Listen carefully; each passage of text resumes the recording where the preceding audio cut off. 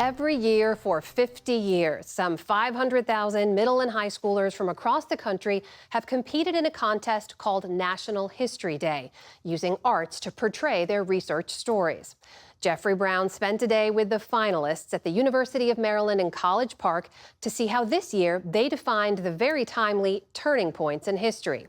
The story is part of our new series, Art in Action, exploring the intersection of art and democracy and our ongoing Canvas coverage. We will do it. 305 women answered the call, marching proudly, standing tall. Hello all, welcome to the National Human Genome Research Institute.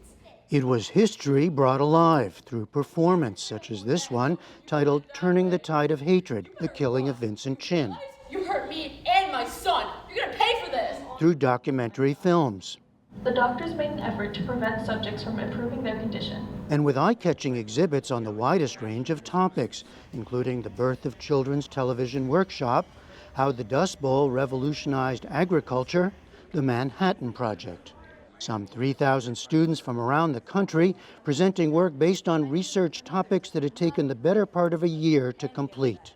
The most important reason why we teach history, and we believe that it's absolutely crucial, as important as STEM education is because it helps build quality, thoughtful, engaged citizens. They want to do something a little bit different, so if they get to be creative and present that information in different ways, and that's part of the fun. And it is fun. How you doing? Pretty good. Nice to meet you. Historian Kathy Gorn, executive director of National History Day since 1982, has developed the organization into an acclaimed international academic program, integrated into curriculum.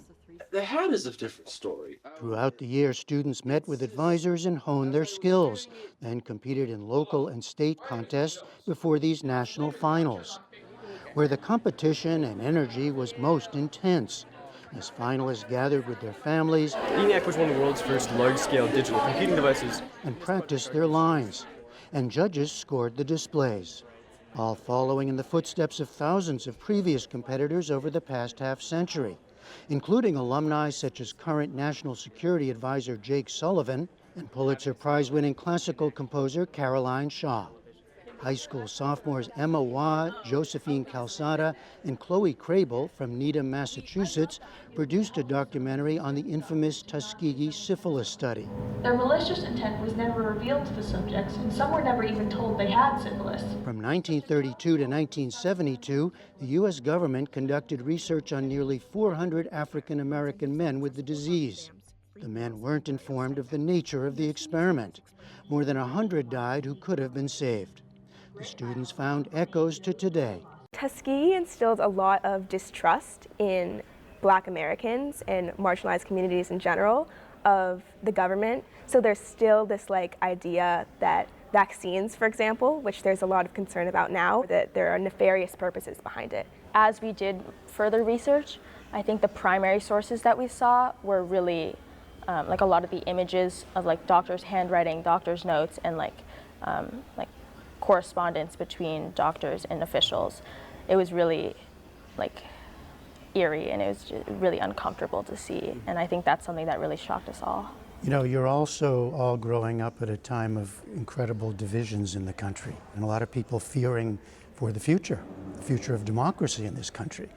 And I wonder how this project, did it offer you any special insights into that? Looking at what happened in the past, and I guess just applying it to what's happening today, to avoid making the same mistakes, I think that's one of the main points of studying history. Knowing that us as high school sophomores, as 15-year-olds, can just do that and make an impact in people's lives, I think it brings me hope, that knowing that everyone can kind of make an impact in the world. That's music to the ears of Gorn. They found out that people can make change. Ordinary people can find triumph out of unspeakable tragedy, that they'll look for compromise, and they learn that we're all in this together. And that's what democracy is about, and that's what history teaches. In the process, it's teaching empathy. And right now, we need a lot of empathy. Hello, my name is Hayden Shumoko Washgizik, and this is AIM, The Natives Fight Back. 13-year-old Hayden Washagizik of rural South Haven, Michigan, is part of the Little Traverse Bay Bands of Odawa Indians.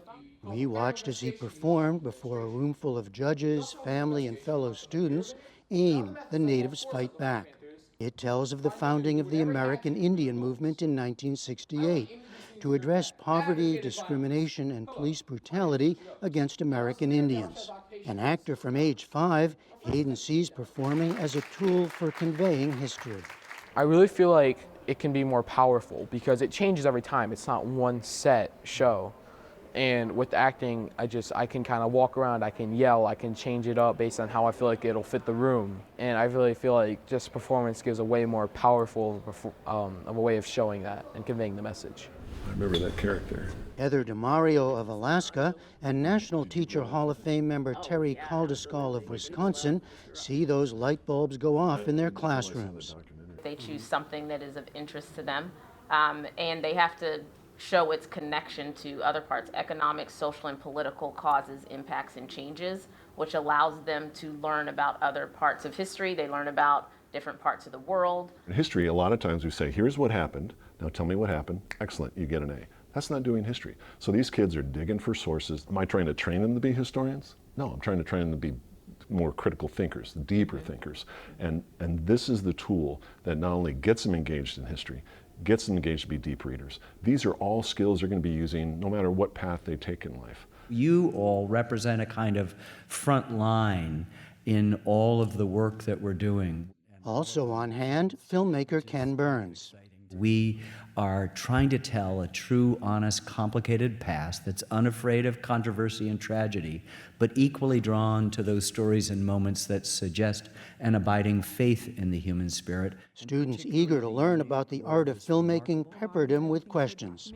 How do you figure out what to include and not to include in order to convey a cohesive story? How do you research when you have to look at what isn't being mentioned and draw conclusions about a time period from that? I asked Kathy Gorn if the study of history can bring us together. Why is it so much under attack today? Why is that happening now? Because we're not teaching enough about how we overcome our issues and our problems. We think that there are solutions that are just so easy and there are single answers to things. And history teaches us that life is complex. We're helping to create informed citizens, informed patriots, not blind patriots. In the end, there were winners in many different categories. Taking home the silver from St. Paul, Minnesota, Zania Hurlmeyer. The larger hope, the research and performances and other work shown here will have lasting impacts on these students and the rest of us for years to come.